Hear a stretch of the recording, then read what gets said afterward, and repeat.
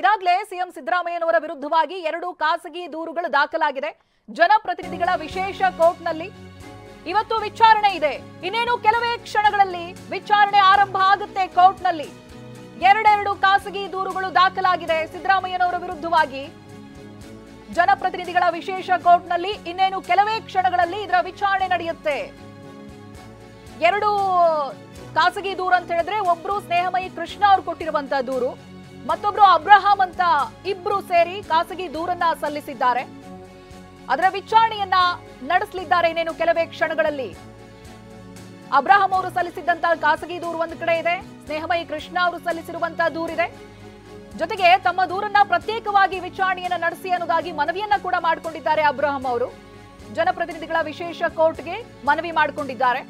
2 ಅರ್ಜಿಯನ್ನ ಒಟ್ಟುಗೂಡಿಸಬೇಡಿ ಅನ್ನೋದಾಗಿ ಅವರು ತಮ್ಮ ಮನವಿಯಲ್ಲಿ ಹೇಳ್ಕೊಂಡಿದ್ದಾರೆ.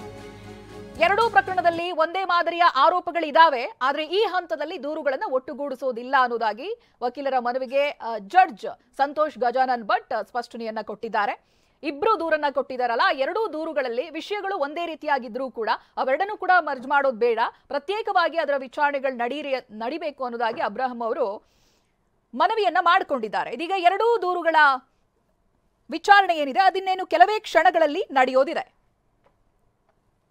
ಸಿಎಂ ಸಿದ್ದರಾಮಯ್ಯನವರ ವಿರುದ್ಧವಾಗಿ 2 ಕೇಸ್ಗಳೇನು ದಾಖಲಾಗಿತ್ತು, ದೂರು ದಾಖಲಾಗಿತ್ತು. ಆ ಬಗ್ಗೆ ಇದೀಗ ವಿಚಾರಣೆ ಇನ್ನೇನು ಆರಂಭ ಆಗುತ್ತೆ.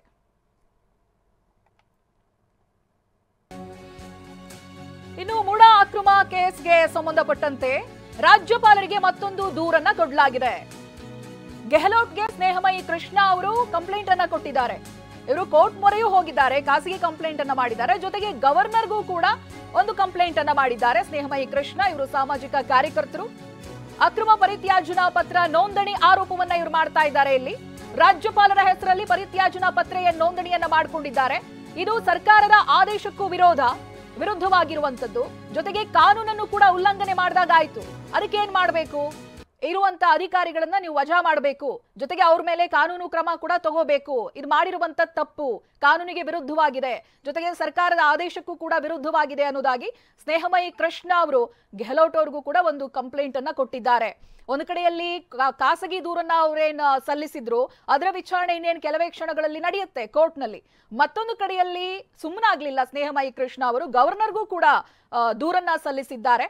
ಆ ದೂರಿನಲ್ಲಿ ಅಕ್ರಮ ಪರಿತ್ಯಾಜನಾ ಪತ್ರ ನೋಂದಣಿ ಆರೋಪವನ್ನ ಮಾಡ್ತಾ ಇದ್ದಾರೆ. ಅದೇನ್ ನೋಂದಣಿಯನ್ನ ಮಾಡ್ಕೊಂಡಿದ್ದಾರೋ ಅದು ಕಾನೂನಿಗೆ ವಿರುದ್ಧವಾಗಿದೆ. ಹಾಗಾಗಿ ಯಾವ್ಯಾವ ಅಧಿಕಾರಿಗಳು ಬರ್ತಾರೋ, KC ಉಮೇಶ್ ಅವರು ಇವಾಗ ಏನಿದ್ದಾರೆ ಅವ್ರ ಮೇಲೆ ಆರೋಪ ಮಾಡಿ ವಜಾಗೊಳಿಸಬೇಕು, ಕ್ರಮ ತಗೋಬೇಕು.